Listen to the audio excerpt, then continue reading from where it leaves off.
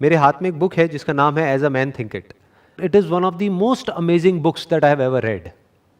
छोटी सी बुक है, पतली सी बुक है, लेकिन बड़ी कमाल की है. तो आज हम क्या करने वाले हैं, इसमें से कुछ सिलेक्टेड वर्सेस मैंने मार्क कर लिए हैं, उसकी हम डेप्थ में चलेंगे, समझने की कोशिश करेंगे कि उसका मतलब क्या है. तो सबसे पहले है, as the plant springs from and could not be without the seed, so every act of a man springs from the hidden seeds of thought and could not have appeared without them. This applies equally to those acts called spontaneous and unpremeditated as to those which are deliberately executed. जिस तरह से कोई भी plant है वो बिना बीज के नहीं हो सकता है, बिल्कुल इसी तरह से every act of a man springs from the hidden seeds of thought. मतलब कि हमारे जो भी एक्शंस होते हैं उसके पीछे कोई ना कोई हिडन सीड्स होते हैं थॉट के, जो कभी ना कभी हमने जाने अनजाने में प्लांट किया होता है. और जैसे हम एक्शंस लेते हैं वैसे ही रिजल्ट्स आते हैं. तो व्हाट दैट मीन्स इज कि जो भी हमारी लाइफ में हो रहा है, जो भी सिचुएशन है, जैसी भी सिचुएशन है, जो भी सर्कमस्टांसेस हैं जिसको हम ब्लेम कर रहे हैं, जिसकी वजह से हम दुखी हो रहे हैं, वो जो सर्कमस्टांसेस हैं वो जाने या अनजाने हमने खुद क्रिएट करे हैं. कहीं ना कहीं ऐसे कुछ थॉट्स थे जो एक्शंस में कन्वर्ट हुए. जैसे एक्शंस वैसे ही रिजल्ट्स, जैसे रिजल्ट्स वैसी ही या तो सफरिंग या जॉय. या तो हमें खुशी मिलती है उन एक्शंस की वजह से, उसका आउटकम या तो खुशी होता है या दुख होता है. तो इसका मतलब हमारी जिंदगी में जो भी खुशियां हैं या जो भी दुख है उसकी जड़ कहीं बाहर नहीं है, वो हमारे अंदर ही है. ये यहां पे कहा जा रहा है. इसी को और आगे बढ़ाते हैं. This applies equally to those acts called spontaneous. मतलब लोग कई बार बोलते हैं कि जो भी मैं कर रहा हूं ये बड़ी स्पॉन्टेनियसली हो रहा है, यानी बिना सोचे हो रहा है. कई बार होता है ना, हम कुछ ऐसा कर रहे होते हैं जो बिना सोचे हो रहा होता है, तो हमें ऐसा लगता है कि अच्छा इसमें तो थॉट का कोई रोल ही नहीं है. अगर वो स्पॉन्टेनियस भी है, यानी बिना सोचे समझे भी हम कुछ कर रहे हैं, तो उसके पीछे भी सबकॉन्शियस लेवल पे कोई ना कोई सीड है जो प्लांट हो रखा है. वो सीड क्या है? थॉट. अगर हमारे अंदर कोई इंफॉर्मेशन ना हो, किसी भी तरह का कोई थॉट ना हो, कोई मेमोरी ना हो, तो कोई भी एक्शन होना पॉसिबल नहीं है. उस वक्त जो एक्शंस होंगे वो सिर्फ और सिर्फ सर्वाइवल के लिए होंगे, कि भूख लगी खाना खाया, प्यास लगी पानी पिया, दैट्स इट. उसके अलावा और कुछ होना पॉसिबल ही नहीं है. तो कहा जा रहा है this applies equally to those acts called spontaneous and unpremeditated. एक बड़ा सिंपल सा एग्जांपल देता हूं. बिना वजह हमें बुरा लग रहा है, बिना वजह ही मन दुखी है. कई बार तो कोई वजह होती है जिसकी वजह से हम दुखी हो रहे होते हैं. कई कई बार होता है मूड खराब है लेकिन पता ही नहीं है क्यों खराब है. हमें पता नहीं है, इसका मतलब ये नहीं है कि पीछे कोई वजह नहीं है. वजह यही है कि कहीं ना कहीं कोई ऐसा थॉट हमने प्लांट कर दिया है जाने अनजाने में, जिसका हमको फल मिल रहा है. वो फल क्या है? कि हमारा मूड खराब है. यानी अगर नीम का बीज कहीं पर बो दिया है, चाहे जानबूझ करके या अनजाने में, तो कड़वाहट हमारी जिंदगी में आनी ही आनी है. और अगर आज हमको मिठास आ रही है, कई बार ऐसा भी होता है बिना वजह ही हम खुश हो रहे होते हैं, तो इसका मतलब उसके पीछे भी कोई ना कोई थॉट है जो हमने प्लांट किया हुआ है. कहीं ना कहीं कोई अच्छी बात है. हो सकता है वो थॉट कहीं और से आया हो सकता है बचपन में हमारे माँ बाप ने कोई ऐसी कहानियां हमको सुना दी हो, या कोई ऐसी बात बता दी हो. इसी को संस्कार बोलते हैं, कि जाने अनजाने कोई ऐसी बात बोल दी हो, वो उस खुशी में कन्वर्ट हो रही है. और जब बुरा लग रहा है या डर लग रहा है या एंजाइटी हो रही है, किसी तरह से हम डिप्रेस फील कर रहे हैं, तो उसके पीछे भी कोई ना कोई थॉट है. अब वो कहां से आया है कोई नहीं बता सकता. वो कितना डीप है हमारे सबकॉन्शियस लेवल पे कोई नहीं बता सकता. कॉन्शियस और सबकॉन्शियस में भी फर्क को समझना जरूरी है. कॉन्शियस मतलब जो अभी हम अवेयर हैं कि किस तरह के थॉट्स हमारे अंदर चल रहे हैं, वो सब हो गया कॉन्शियस. हमने सोचा और फिर एक्ट किया, ये क्या है? कॉन्शियस. लेकिन बहुत कुछ ऐसा होता है हम सोच करके नहीं करते, वो अपने आप ही हो रहा होता है. जैसे सुबह अगर कभी नोट करोगे, किसी की आदत है, अगर फॉर एग्जांपल कोई अपनी ट्राउजर पहन रहा है, तो पहले आदत है राइट पैर उठाने की, तो अपने आप ही राइट पैर ऊपर उठेगा. किसी की लेफ्ट पैर की है तो अपने आप ही लेफ्ट पैर ऊपर उठेगा. उसके लिए सोचना नहीं पड़ता है, अपने आप होता है. वो कहां से हो रहा है? सबकॉन्शियस से हो रहा है. एक काम को करते करते करते करते करते करते उसकी प्रैक्टिस हो जाती है. जैसी प्रैक्टिस हो जाती है वैसी हमारी आदत पड़ जाती है. जैसी आदत पड़ जाती है उसके अकॉर्डिंग काम होने लग जाता है. तो कहने का मतलब क्या है कि अगर हमको अपनी लाइफ में कुछ भी बदलना है, जो सिचुएशंस है उसको बदलना है, सर्कमस्टांसेस को बदलना है, तो हम डायरेक्टली उसके ऊपर काम नहीं कर सकते. बिल्कुल ऐसा है जैसे अगर कोई बीमारी है उसको हमको ठीक करना है, तो तो उसके इफेक्ट्स को ठीक करके हम बीमारी को ठीक नहीं कर सकते, उसके कॉज को ठीक करना पड़ेगा। तो cause is always a thought. जैसे एकदम से कोई सिचुएशन होती है, फॉर एग्जाम्पल अभी लॉकडाउन हुआ, तो लॉकडाउन की वजह से बहुत सारे लोगों को तरह तरह की एंजाइटी हो रही है। तो ये मत समझो वो लॉकडाउन की वजह से हो रही है, वो एंजाइटी तो अंदर पड़ी ही हुई थी, लेकिन जो सिचुएशंस थी वो फेवरेबल थी। जैसे ही सिचुएशंस अनफेवरेबल हुई तो वो एंजाइटी जो अंदर पड़ी हुई थी वो बाहर आ गई। तो वो सब पड़ी हुई थी, वो डर अंदर पड़ा हुआ था, वो उसकी वजह से नहीं आया, वो पड़ा हुआ था। और जिसके अंदर वो डर नहीं था, लॉकडाउन के बावजूद भी उनको डर नहीं लग रहा, ना एंजाइटी हो रही है, बल्कि वो इसको भी पॉजिटिवली देख रहे हैं। ऐसे भी कुछ लोग हैं। तो अब पॉइंट क्या आ रहा है यहाँ पे, बहुत इंटरेस्टिंग जो पॉइंट समझने वाला है, एक बहुत बड़ा चैलेंज है हमारे सामने कि भाई जो नेगेटिव सीड्स हैं, मान लो नीम के बीज जाने अनजाने बो दिए गए हैं और वो 20 साल पहले 30 साल पहले बो दिए गए हैं, जिसका अब हमको रिजल्ट मिल रहा है, यानी जिंदगी में दुख ही दुख है, कड़वाहट ही कड़वाहट है। अब क्या करें? क्या इस पेड़ को काटा जा सकता है? क्या इस बीज को उखाड़ा जा सकता है? Not possible. तो क्या किया जा सकता है? अपना ध्यान वहां से हटा करके लगा दो नए बीज बोने में, यानी सही थॉट्स। तो धीरे धीरे, इट विल टेक टाइम। अब यहां पे पेशेंस रखना होगा, ये एक दिन में या 2 दिन में नहीं होने वाला। आज अगर हम बीज बोएंगे, या जैसे कई गमले में भी जा करके हम कोई बीज बोते हैं, तो ये थोड़ी रातों रात पेड़ बन जाता है। It takes time. महीना लगेगा, 2 महीना लगेगा, 3 महीने, 6 महीने, साल भी लग सकता है। लेकिन एक बात पक्की है, अगर ये काम हमने करना शुरू कर दिया, यानी अब तक जो हुआ सो हुआ, लेकिन अब हमने जो कड़वे बीज है उसको बोना बंद कर दिया, जहां से भी वो इंफॉर्मेशन हमारे अंदर एंटर कर रही है, जिसकी वजह से गड़बड़ हो रही है हमारे अंदर, उस इंफॉर्मेशन को पहले तो हमने रोका एक तरफ से, और एंटर नहीं करने दिया। जो जा चुकी है उसको नहीं निकाल सकते। अपनी मेमोरी में जो ऑलरेडी घुसा हुआ है उसको तो निकाल ही नहीं सकते ना। तो हमने क्या किया, जो सही इंफॉर्मेशन है, पॉजिटिव इंफॉर्मेशन है, सही तरह की थिंकिंग है, in fact I don't want to use the word positive here, I want to use the word right here. सही तरह के जो थॉट्स हैं, सही थॉट्स और गलत थॉट्स क्या होते हैं? सही वो जो रियलिटी पे बेस्ड है, जो सच पे बेस्ड है, गलत वो जो झूठ पे बेस्ड है, जो रियलिटी पे बेस्ड नहीं है, हमारी अपनी इल्यूजन्स है, अपनी इमेजिनेशंस है। तो जैसे जैसे हम सही थॉट्स को प्लांट करते चले जाएंगे, तो धीरे धीरे उसका असर हमको दिखना शुरू हो जाएगा। इनफैक्ट इमीडिएटली दिखेगा। कभी नोट करना, माइंड कितना भी नेगेटिव हुआ पड़ा हो, एकदम से जैसे ही कुछ पॉजिटिव इंफॉर्मेशन हमारे अंदर जाती है, इमीडिएटली हमको अच्छा लगने लग जाता है। लेकिन फिर होता क्या है, थोड़ी देर बाद, 1 घंटे बाद, 2 घंटे बाद, या 1 दिन बाद, वापस से बैक टू नॉर्मल, वापस से हम वहीं पहुंच जाते हैं जहां से हमने शुरू किया था, यानी हमारे डिफॉल्ट जोन में, जहां पर फिर से हमें बुरा लगने लग जाता है। तो हुआ क्या है कि जो बुरा लग रहा है, या जो भी हमको बुरा फील हो रहा है, उसके पीछे तो हजारों बीज हैं, और वो हमने जाने अनजाने बो दिए हैं, जिसका रिजल्ट आ रहा है। लेकिन पॉजिटिव के लिए हम क्या चाहते हैं कि एक बीज बो और वो सारा कुछ खत्म हो जाए। ऐसे नहीं होगा कि अगर हजारों ऐसे बीज पड़े हुए हैं जो कड़वे हैं, तो हजारों ऐसे भी बीज प्लांट करने पड़ेंगे जहां से कि कुछ मीठे फल आ सके। सबसे पहला स्टेप अपनी थिंकिंग को बदलने का है, या अपनी लाइफ को बदलने का है। थिंकिंग को बदलना मतलब ये मत समझो सिर्फ थिंकिंग को बदलना, थिंकिंग को बदलना मतलब लाइफ को बदलना। क्योंकि आदमी खुश या दुखी बाहर जो कुछ होता है उसकी वजह से नहीं होता है। ऐसे इतने लोग हैं जिनके पास में करोड़ों रुपए है, पता नहीं क्या क्या है, लेकिन दुखी है अंदर से। और ऐसे भी लोग हैं जिनके पास में कुछ भी नहीं है, या बस इतना ही है कि उनका पेट भरता है, लेकिन खुश है। तो इसका मतलब ये जो खुश होना है और दुखी होना है वो हमारे अंदर से होता है। तो पहले तो जो इसमें लिखा गया है उसको हमको अपने अंदर तक जाने देना है, इस सच को एक्सेप्ट कर लेना है। तो यहां से एक शुरुआत हो जाएगी हमारे ट्रांसफॉर्मेशन की।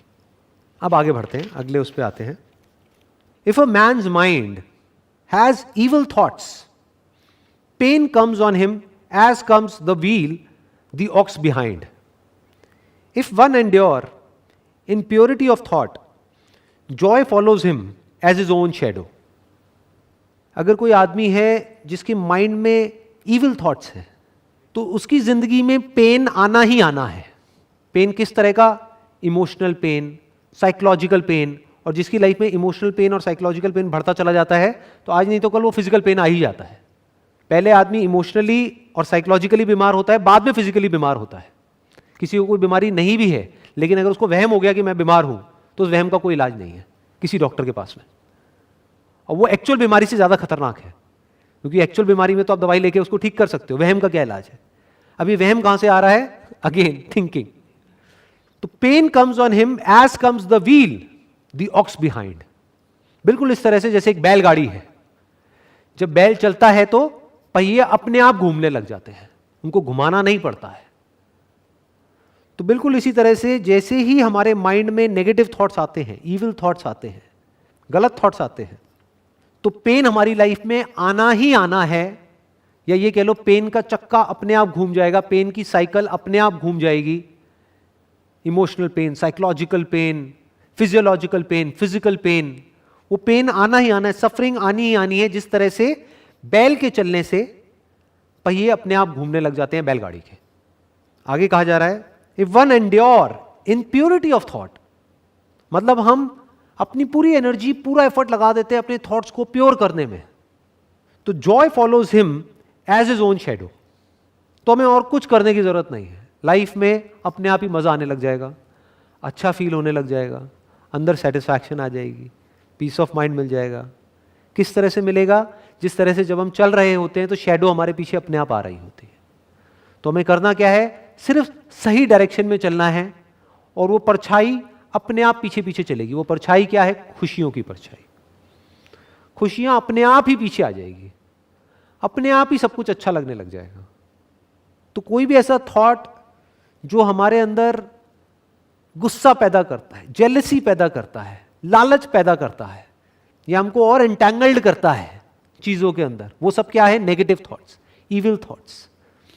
तो मुझे बताने की जरूरत नहीं है, इट इज अ फैक्ट कि जैसे ही ऐसा कोई थॉट हमारे अंदर आता है उसके बाद क्या होता है? क्या पीछे पीछे पेन आता है? नहीं आता है। गुस्सा जब हम करते हैं तो उसका एंड रिजल्ट क्या होता है? हम खुद के लिए भी पेन क्रिएट करते हैं और अपने साथ वाले लोगों के लिए भी पेन क्रिएट करते हैं। और जब हम गुस्से के थ्रू एक्ट ना करके प्योरिटी ऑफ थॉट, यानी आराम से सामने वाले को समझ करके, उसको बेनिफिट ऑफ डाउट दे करके, अपने आप को उसकी जगह पे रख करके फिर समझते हैं, तो एंगर आना पॉसिबल ही नहीं है। क्योंकि ये हमारी गलत फहमी है कि वो गलत कर रहा है, या वो ऐसा क्यों कर रहा है, वो ऐसा क्यों कर रहा है। जो सच है ना, सच जो समझना है, अब ये देखना, ये जो अभी मैं बोलने वाला हूं ये सही थॉट है, पॉजिटिव थॉट नहीं, ये सही थॉट है। वो क्या है कि जो भी सामने वाला बंदा है या पर्सन है, वो जिस भी तरह से एक्ट कर रहा है, अगर बचपन से आज तक आपके साथ भी वही हुआ होता जो उसके साथ हुआ है, आपने भी वही सब फेस किया होता जो उसने फेस किया है, तो आप भी एग्जैक्टली वही कर रहे होते जो वो कर रहा है, उससे इतना सा भी अलग नहीं। जैसा अंदर उसके सॉफ्टवेयर पड़ा है वैसे ही तो एक्शंस होंगे। ये माइंड क्या है? एक सॉफ्टवेयर के जैसा है। जो सॉफ्टवेयर बना है मान लो 20 साल में, 30 साल में, 50 साल में, तो उसके हिसाब से वो एक्ट कर रहा है। तो वहां पे फ्रस्ट्रेट होने की जरूरत नहीं है कि वो ऐसा क्यों कर रहा है। लड़ने की जरूरत भी है तो लड़ लो, कुछ सिचुएशंस ऐसी भी होती है जहां पे सेल्फ डिफेंस के लिए लड़ना होता है, but not out of anger, but out of compassion. जैसे कोई आदमी है, वो सोसाइटी में कुछ बहुत ही गलत कर रहा है, तो वहां पे गुस्सा नहीं करना है उसके ऊपर, क्योंकि हो सकता है बचपन से आज तक जैसी उसकी परवरिश हुई है, जो भी उसने देखा है, उसके साथ में सिर्फ गलत ही गलत हुआ है, तो उसको पता ही नहीं है सही होता क्या है। उसको कभी प्यार मिला ही नहीं है, तो उसको प्यार का मतलब तक नहीं पता है। उससे बोलोगे प्यार, तो उसको समझ ही नहीं आएगा प्यार मतलब क्या, वो फील तक नहीं कर सकता है। तो वो कुछ गलत काम कर रहा है। तो एक तरीका तो ये हो सकता है हम उस पर गुस्सा करें, दूसरा तरीका क्या हो सकता है? कंपैशन। उसको समझे पहले, फिर उसको पनिश करें। क्यों पनिश करें? क्योंकि पनिश करना भी जरूरी है, क्योंकि अगर एक को पनिश नहीं किया गया तो उसके जैसे हजारों लाखों लोग और खड़े हो जाएंगे सोसाइटी में। तो अब यहां पे क्या समझना है? If one endure in purity of thought, joy follows him as his own shadow.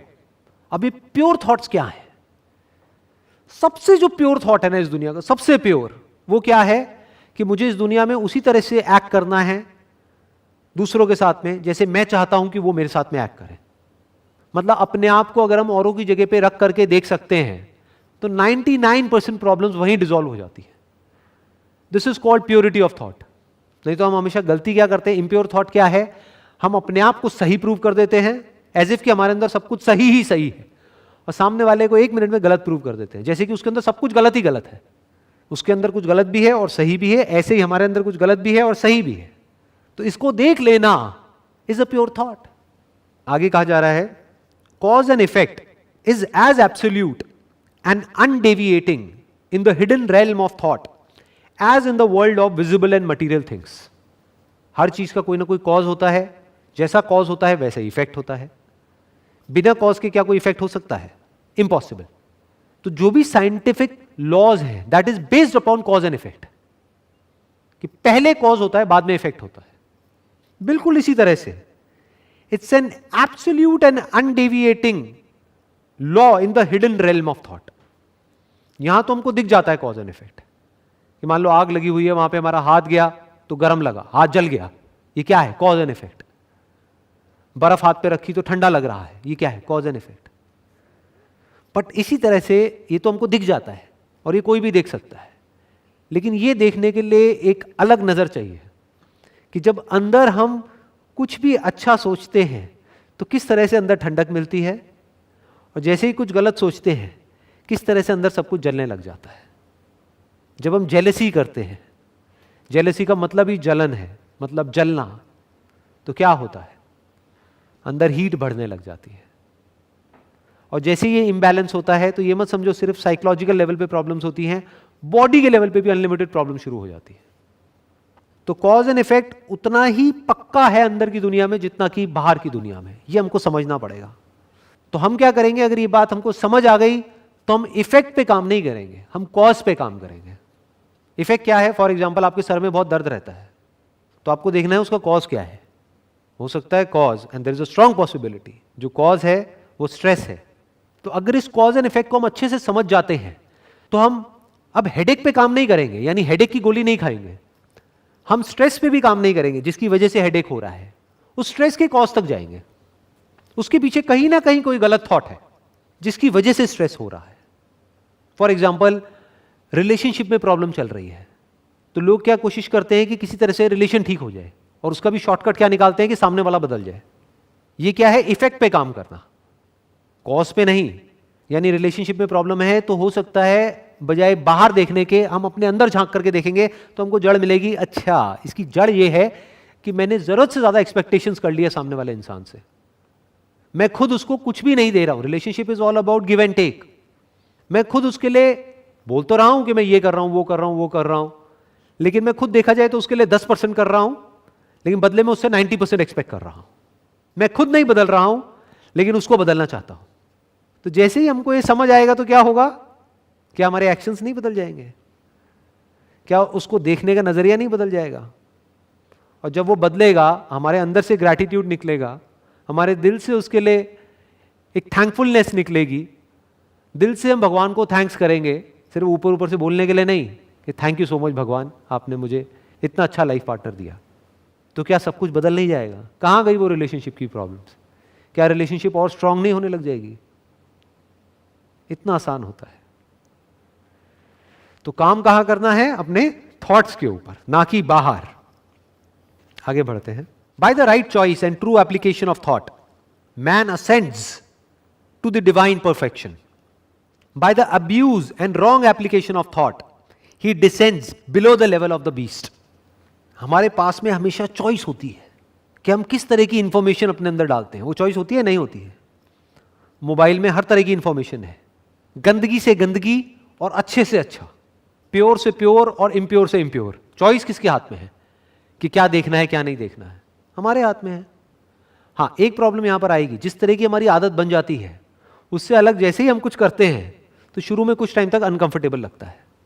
जैसे किसी की आदत है बहुत ही ऐसे थॉट्स अपने माइंड में प्लांट करने की जो अंदर जा करके कुछ सही काम करते हैं, तो उसको एकदम से आप कुछ नेगेटिव दिखाओगे तो वो नहीं देख पाएगा ज़्यादा देर तक, उसको अंदर से अनकंफर्टेबल फील होने लगे, वो कहेगा बंद करो ना यार, ये सब क्या लगा दिया, ये न्यूज़ व्यूज़ ये हटाओ ना, क्या गंदगी है ये। या वो जो चैनल पे डिबेट आते हैं, चीख रहे हैं, चिल्ला रहे हैं, कुत्ते बिल्ली की तरह लड़ रहे हैं, तो वो बंदा देख ही नहीं सकता, उसको अंदर से अजीब सा फील होने लग जाएगा।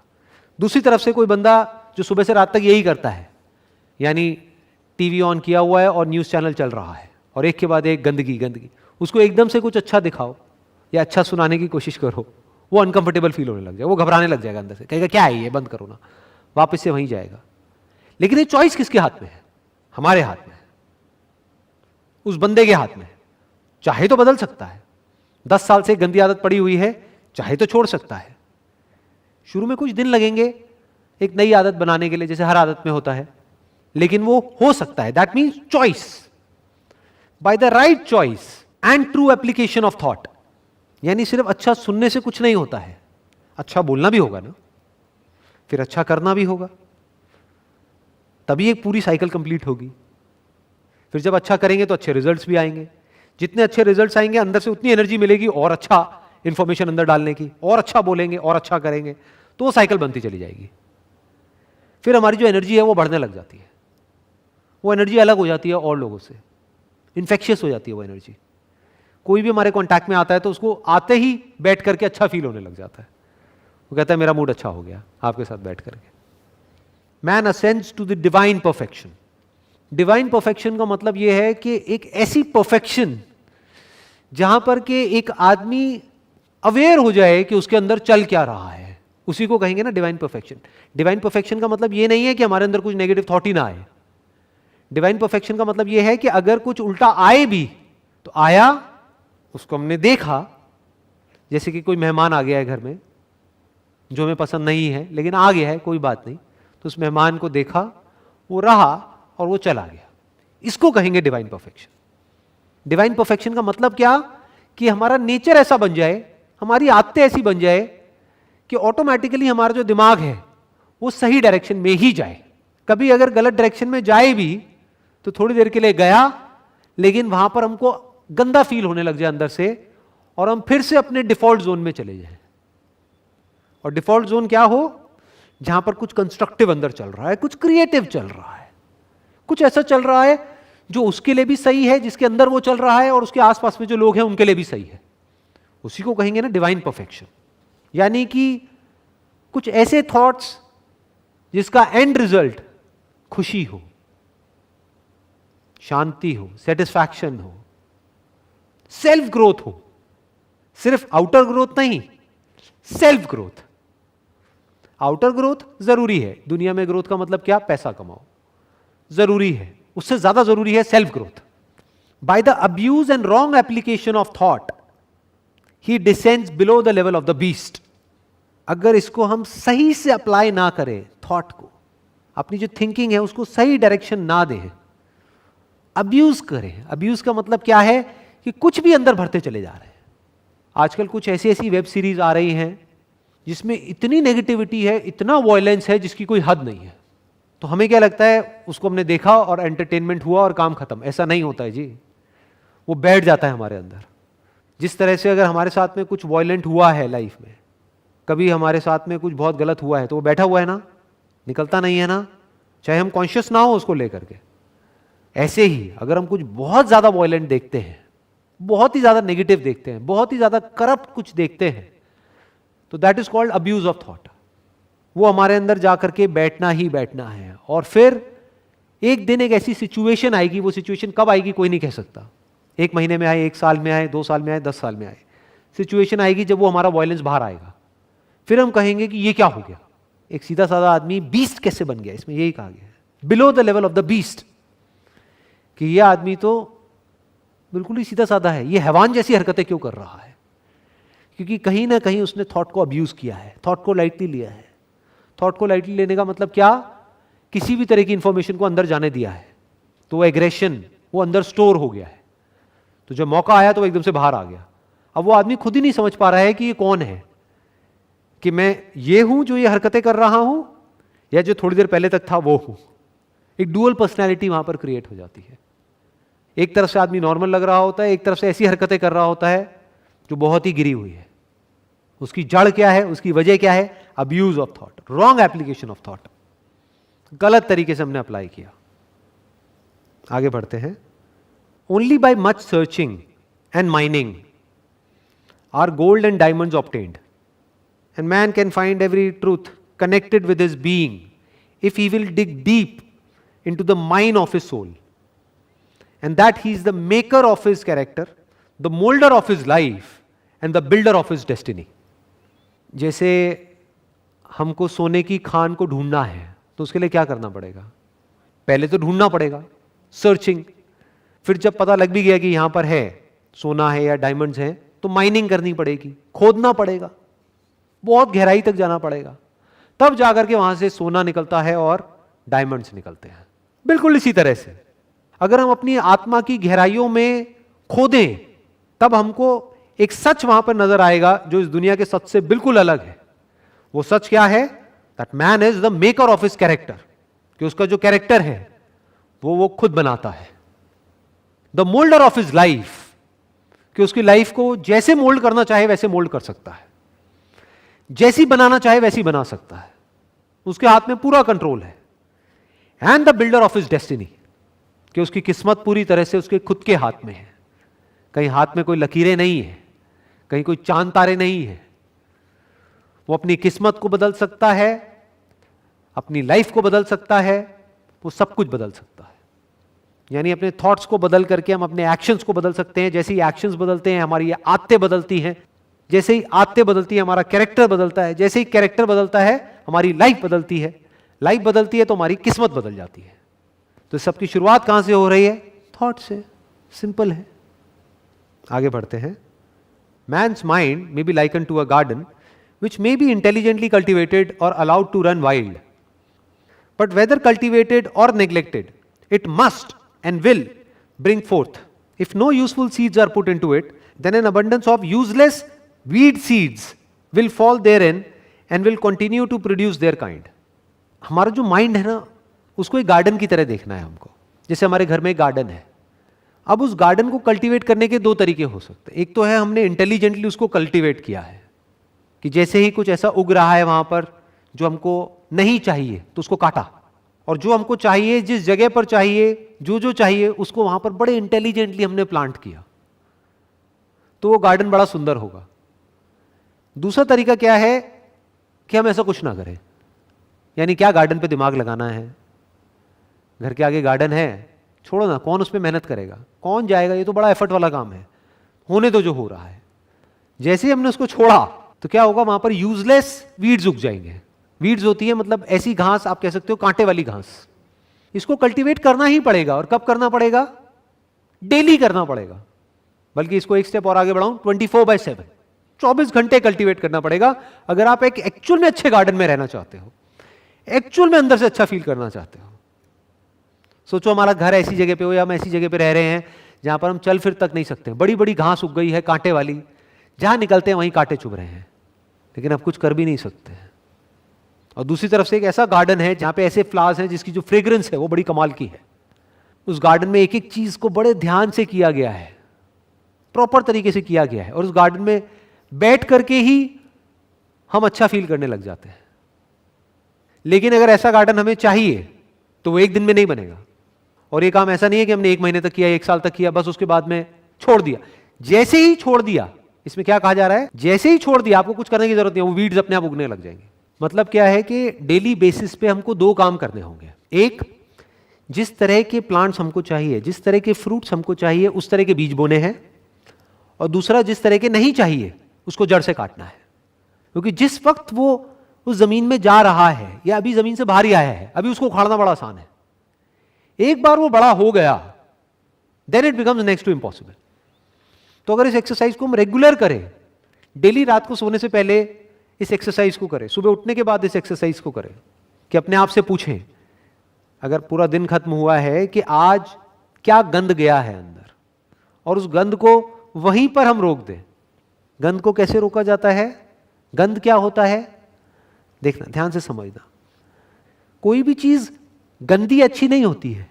जिस तरह से हम इंटरप्रेट करते हैं किसी सिचुएशन को, वो गंदी अच्छी होती है। कोई भी इंसान अच्छा या बुरा नहीं होता है, हमारे ऊपर हम उसको कैसे इंटरप्रेट कर रहे हैं। एक इंसान किसी के लिए अच्छा है, किसी के लिए बुरा है, किसी के लिए ना अच्छा है ना बुरा है। तो इस सारा खेल किसका है? इंटरप्रिटेशन का। तो हम कैसे ये नेगेटिव अगर हमारे माइंड में कुछ घुस गया है पूरे दिन में, उसको कैसे ठीक करेंगे रात को सोते वक्त? कि अगर हम उसको कोई गलत तरीके से इंटरप्रेट कर रहे हैं तो उस इंटरप्रिटेशन को ठीक कर दिया। यानी कुछ उल्टा चल रहा है हमारे माइंड में किसी के बारे में।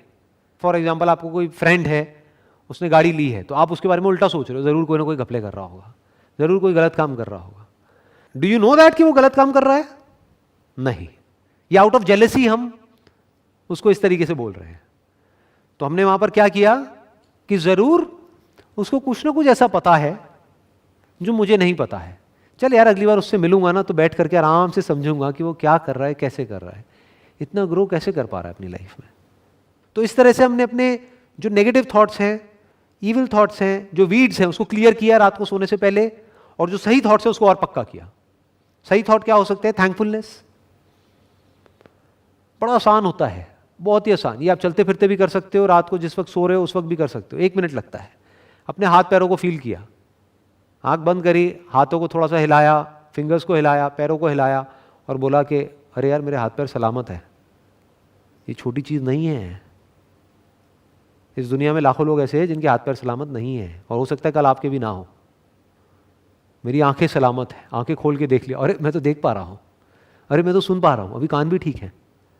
तो ये क्या है? थैंकफुलनेस, कि जो है उसके लिए आप थैंक्स कर रहे हो।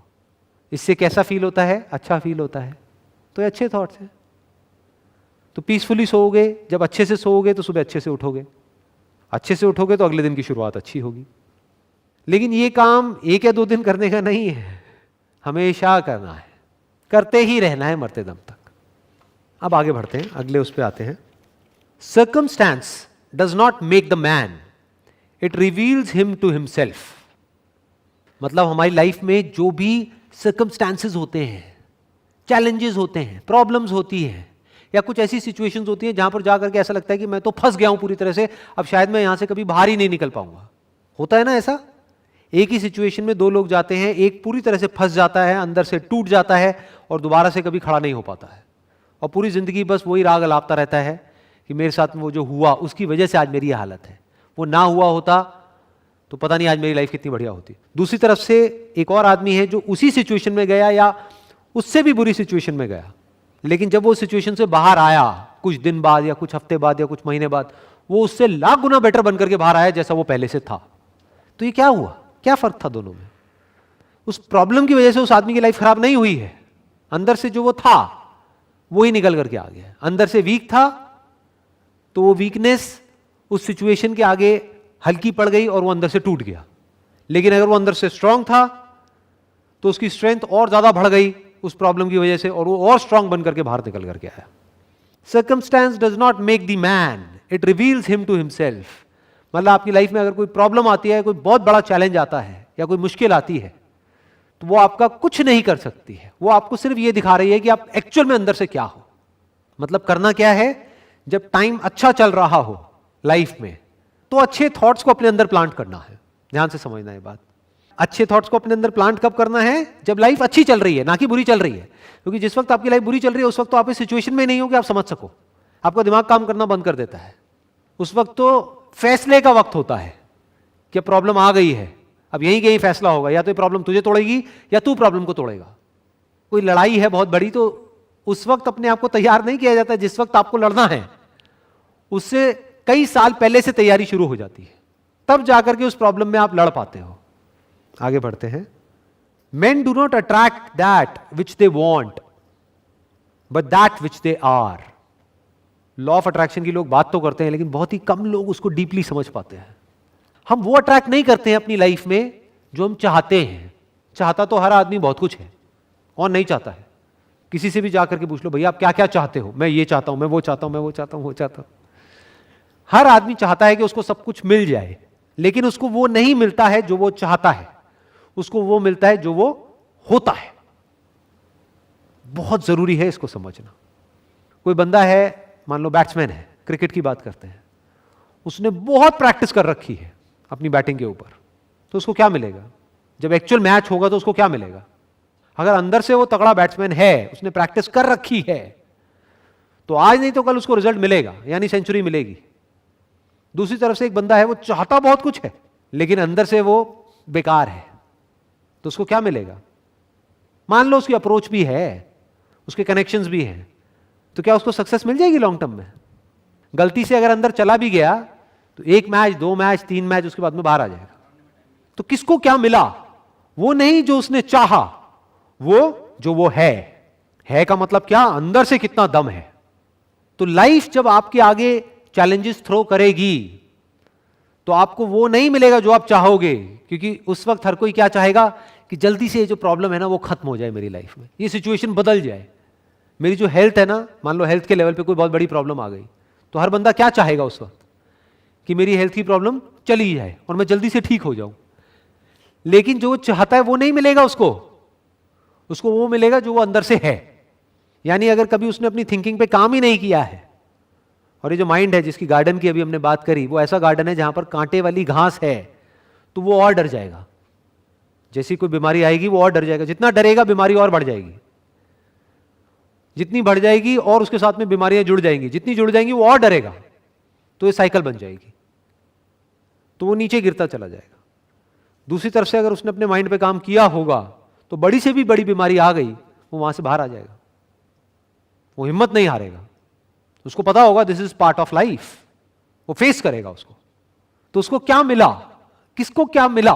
एक तरफ से एक बंदा टूट गया बीमारी की वजह से, एक तरफ से दूसरा बंदा उस बीमारी से बाहर आ गया, मान लो 1 महीने बाद, 2 महीने बाद, 3 महीने बाद। एक तरफ से एक बंदा है जिसकी बीमारी और बढ़ गई, शुरुआत हुई थी एक छोटी सी बीमारी से लेकिन अल्टीमेटली बढ़ती चली गई। दूसरी तरफ से एक बंदा है जिसकी शुरुआत हुई थी एक बड़ी बीमारी से लेकिन धीरे धीरे वो बीमारी जड़ से खत्म हो गई। फर्क क्या है दोनों में? थिंकिंग का फर्क है। और क्या फर्क है? आगे बढ़ते हैं। Not what he wishes and prays for does a man get, but what he justly earns. His wishes and prayers are only gratified and answered when they harmonise with his thoughts and actions. वही बात है जो अभी हमने करी है कि wish करने से, प्रे करने से कुछ नहीं होता है, कमाना पड़ता है। जैसे बाहर की दुनिया में कमाना पड़ता है ना, ऐसे ही अंदर की दुनिया में कमाना पड़ता है। खुशी चाहिए जिंदगी में तो वो कोई छोटी चीज नहीं है, कमाना पड़ेगा। खुशी ऐसे ही नहीं मिल जाती है, पीस ऑफ माइंड ऐसे ही नहीं मिल जाता है जी, कमाना पड़ता है। उसके लिए पता नहीं कितना काम करना पड़ता है। अंदर एक ऑर्डर होना चाहिए। ज्यादातर लोगों की जो थिंकिंग है वहां पर अगर झांक करके हम अंदर देखेंगे तो डिसऑर्डर है, अजीब अजीब से थॉट्स आ रहे होते हैं जिनका आपस में एक दूसरे से कोई कनेक्शन नहीं होता है। बिल्कुल ऐसे ही जैसे गार्डन है जहां पर कुछ भी उग रहा है, चाहे वो चाहते हैं चाहे नहीं चाहते, कहीं भी कुछ भी उग रहा है। एक है गार्डन जहां पर एक एक चीज को बड़े अच्छे से प्लांट किया गया है। तो थिंकिंग में ऑर्डर कैसे आता है? थिंकिंग एक फ्लो में कैसे जाती है? थिंकिंग कंट्रोल कैसे होती है? थिंकिंग डायरेक्शनल कैसे होती है? इसी को तो सुख बोलते हैं। आगे बढ़ते हैं। Men are anxious to improve their circumstances, but they are unwilling to improve themselves. They therefore remain bound. For example, कोई आदमी है, उसको हेल्थ चाहिए, लेकिन वो टेस्ट के पीछे पागल है, अपने टेस्ट को कंट्रोल नहीं कर सकता है और ओवर ईटिंग करता रहता है सुबह से रात तक। तो क्या वो डिजर्व करता है हेल्थ को? He do not deserve health. मतलब सारा गंद खा रहा है, कचरा खा रहा है और एक्सपेक्ट ये कर रहा है कि मेरी हेल्थ ठीक रहेगी। रह ही नहीं सकती। तो उसको करना क्या है? अपनी हेल्थ को ठीक नहीं करना है, डॉक्टर के पास नहीं जाना है कि डॉक्टर मेरे को ये बीमारियां हो गई है, अब इसको ठीक करो गोलियां दे करके, क्योंकि उन गोलियों के भी साइड इफेक्ट्स होंगे। उसको करना क्या है? अपनी ईटिंग हैबिट्स को चेंज करना है, यानी खुद को बदलना है। अगर उसने खुद को बदल लिया तो हेल्थ अपने आप ही मिल जाएगी। आगे बढ़ते हैं। Suffering is always the effect of wrong thought in some direction. मतलब जब भी हमें दुख हो रहा है, हम दुखी हैं, परेशान हैं, डिप्रेस्ड हैं, उसकी जो जड़ है वो है कि कोई ना कोई ऐसा हमारा थॉट है जो गलत है और गलत डायरेक्शन में जा रहा है। तो रुक करके अपने आप से इमीडिएटली पूछना है कि मैं ऐसा क्या सोच रहा हूं, क्या चल रहा है अंदर, लेट मी सी, लेट मी फाइंड आउट। वही जवाब मिलेगा। अगर मूड खराब है या आपको बुरा लग रहा है तो ज्यादातर लोग क्या करते हैं? उससे एस्केप करते हैं, अपना ध्यान वहां से हटाएंगे, मोबाइल को ऑन करके उसमें इंडल्ज हो जाएंगे, अपने ध्यान को वहां से हटाने की कोशिश करेंगे। जबकि ये नहीं करना है, क्योंकि सफरिंग वहीं की वहीं है, दुख वहीं की वहीं पड़ा हुआ है। फॉर एग्जाम्पल, एक जख्म है, उसके ऊपर हमने कोई कपड़ा डाल दिया तो हमें क्या लग रहा है? जख्म ठीक हो गया है। जख्म ठीक नहीं हुआ है, वो तो और बिगड़ता चला जा रहा है। तो करना क्या है? उस जख्म को देखना है और इमीडिएटली उसको ठीक करना है ताकि वो और बड़ा ना हो। तो जब भी हमारी लाइफ में सफरिंग आ रही है, यानी दुख आ रहा है, हम परेशान हो रहे हैं, तो अपने अंदर झांक करके देखना है और अपने आप से सवाल पूछना है। और जब हम सवाल पूछते हैं तो जवाब मिलता है। अपने आप से सवाल पूछना है कि मैं ऐसा क्या सोच रहा हूं जो कि गलत डायरेक्शन में है, जिसकी वजह से मैं ऐसा फील कर रहा हूं, और क्या उसकी डायरेक्शन को ठीक किया जा सकता है? डेफिनेटली किया जा सकता है। थॉट ही तो है। थॉट किसके हाथ में है? पूरी तरह से आपके हाथ में है।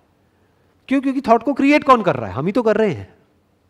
होता क्या है कि जब भी हम दुखी होते हैं किसी भी थॉट की वजह से, वो उस एक थॉट तक नहीं रहता है, उसके साथ में और भी थॉट जुड़ने लग जाते हैं। फिर हम हर बात पे, जैसे फॉर एग्जांपल एंजाइटी हो रही है, अंदर से डर लग रहा है किसी चीज को लेकर के, फिर छोटी छोटी चीजों में भी डर लगने लग जाता है।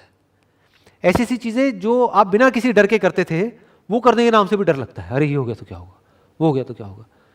तो डर बढ़ता चला जाता है। मतलब माइंड का एक सीधा सा फंडा है, what ever your mind focuses on starts expanding, वो एक्सपैंड होने लग जाता है। तो अगर उसको वही नहीं रोका गया तो वो एक्सपैंड होता चला जाएगा। दुख को वही नहीं रोका गया तो वो एक्सपैंड होता चला जाएगा। और दुख से भागने से दुख खत्म नहीं होता है, दुख की जड़ तक जाने से दुख खत्म होता है। और जड़ तक जाने का मतलब क्या? क्वेश्चन करो कि मैं दुखी क्यों हो रहा हूं, मेरे दुख की जड़ क्या है। वहां से कुछ भी आंसर निकल करके आएगा कि अच्छा वो इंसान है मेरे दुख की जड़। बट उसने ऐसा क्या कर दिया है? उसने कुछ ऐसा बोल दिया है कि मेरी ईगो को चोट लगी है। तो अगर कोई आपकी ईगो को चोट पहुंचा रहा है, सेल्फ रिस्पेक्ट को नहीं, ईगो को, दोनों में डिफरेंस है। ईगो मतलब मैं ये, मैं वो, मैं वो, मैं वो, मैं अकेला ही समझदार हूं, बाकी पूरी दुनिया बेवकूफ है। तो कोई बंदा आया, उसने आकर के आपके मुंह पे बोल दिया, कह रहे नहीं तू इतना भी समझदार नहीं है, बेवकूफ है। तो ये सच है, क्योंकि हर कोई समझदार भी होता है, बेवकूफ भी होता है। तो उसने तो सच बोला है, तो मैं दुखी क्यों हो रहा हूं? वो तो मेरा दोस्त है। बल्कि और जितने भी लोग हैं वो मेरे दोस्त बनते हैं, लेकिन है नहीं, क्योंकि मुंह पे मेरी तारीफ करते पीछे से मजाक उड़ाते हैं। अकेला ये बंदा है जिसमें दम है मेरे मुंह पे बोलने का कि तू बेवकूफ है। तो मैं परेशान क्यों हो रहा हूं? क्यों ना मैं उसकी बात को समझूं, और हो सकता है उसकी बात में दम हो तो उस बात पे एक्ट करूं और काम को खत्म करूं। तो माइंड क्लियर हो गया। एक और एग्जांपल दे देता हूं इसका, सफरिंग का, because it is a very powerful statement. कोई बच्चा है, उसका बचपन में बहुत ही टॉर्चर हुआ है। उसके जो फादर थे वो अल्कोहलिक थे, और रोज ड्रिंक करके उसकी मदर को भी मारा है उन्होंने, उस बच्चे को भी मारा है, पीटा है। तो कहीं ना कहीं उस बच्चे के अंदर ये बैठ गया है, ये डर बैठ गया है, और वो बहुत ही गहराई तक बैठ गया है। अब वो कुछ भी करने जाता है तो उसको डर लगता है। तो अब इस डर से वो फ्री कैसे होगा? इस डर की वजह से वो सफर कर रहा है, तो इससे वो फ्री कैसे होगा? क्या तरीका है? उसको सच को देखना होगा। सच क्या है? आराम से ठंडे दिमाग से बैठ करके अपने आप से पूछना होगा, मैं दुखी क्यों हो रहा हूं? मैं दुखी इसलिए हो रहा हूं क्योंकि बचपन में मेरा बहुत टॉर्चर हुआ है। ठीक है, हुआ है, सच है, बट वो तो पास था। तो आज मैं दुखी क्यों हो रहा हूं? तो क्या करना होगा? अपने अंदर से जो आज आप हो वो बन करके उस बच्चे से बात करनी होगी। यानी आपके अंदर एक बच्चा है जो डरा हुआ है। हर एक के अंदर एक बच्चा होता है जो डरा हुआ होता है। बचपन में जो भी हमारे साथ होता है ना, हमें लगता है हम भूल गए हैं, बट वो सबकॉन्शियस में पड़ा होता है। तो उसको निकालने का क्या तरीका है? क्योंकि पहले उस बच्चे को जगाना होगा कि कोई बात नहीं, तू डरा हुआ है, मुझे समझ आ रहा है, तेरे को मारा गया, पीटा गया, और अंदर ही अंदर तू बहुत फ्रस्ट्रेट हो गया। I understand what you are going through. अपने आप से बात कर रहे हो। फिर उस बच्चे को क्या बोल रहे हो कि ठीक है, तब तू बच्चा था, तू उन पे डिपेंड था, तेरे में फिजिकली इतनी पावर नहीं थी कि तू रेजिस्ट कर सके, तू उनसे लड़ सके, लेकिन आज तू बड़ा हो गया है, आज तू अपने आप को बचा सकता है, आज तू लड़ सकता है, आज तू 20 साल का है, 22 साल का है, अब क्यों डर रहा है? मैं हूं ना तेरे साथ। ये किसको बोल रहे हो आप? अपने अंदर के उस बच्चे को। नहीं है तेरे को डरने की जरूरत। तो ये करने से क्या होगा? वो प्रॉब्लम जड़ से खत्म हो जाएगी, वो डर जड़ से खत्म हो जाएगा। आगे बढ़ते हैं। Be not impatient in delays, but wait as one who understands when spirit rises and commands the gods are ready to obey. आपने वो कहावत सुनी होगी, खुद ही को कर बुलंद इतना कि खुदा खुद बंदे से पूछे कि बता तेरी रजा क्या है। मतलब do not be impatient in delays. ये जो भी अभी तक हमने बात करी है कि अपनी थिंकिंग पे काम करना, ये जो गार्डन है हमारा माइंड, गार्डन के जैसा, इसके ऊपर काम करना, इसका रिजल्ट एक दिन में या 2 दिन में नहीं आने वाला है। So don't be impatient, but wait as one who understands. Wait करो उसकी तरह जो समझता है। फॉर एग्जाम्पल कोई माली है तो वो समझता है कि आज यहां पर बीज बोया है तो इतने दिन बाद या इतने महीने बाद यहां पर ये होगा। ऐसे ही समझो कि जो थॉट प्लांट्स किए जाएंगे, या ये जो भी अभी हुआ है, जो भी आज का सेशन हुआ है, उसमें जो थॉट्स प्लांट हुए हैं, उसका रिजल्ट इमीडिएट नहीं आएगा, बट आएगा। यही है ये बुक जिसका नाम है as a man thinketh. I strongly recommend you all, जो भी अभी मुझे देख रहे हैं, कि इस बुक को आप परचेज करिए, पढ़िए, एक बार पढ़िए, 2 बार पढ़िए, 4 बार पढ़िए। इसकी ऑडियो बुक भी है जो यूट्यूब पे अवेलेबल है फ्री ऑफ कॉस्ट, वो भी आप सुन सकते हैं। और सिर्फ सुनना नहीं है, पढ़ना नहीं है, बल्कि जो इसमें लिखा हुआ है उसको अपनी ज़िंदगी में उतारना है, तभी कोई मेजर चेंज आएगा हमारी लाइफ में। Wish you all the very best. Thank you so much.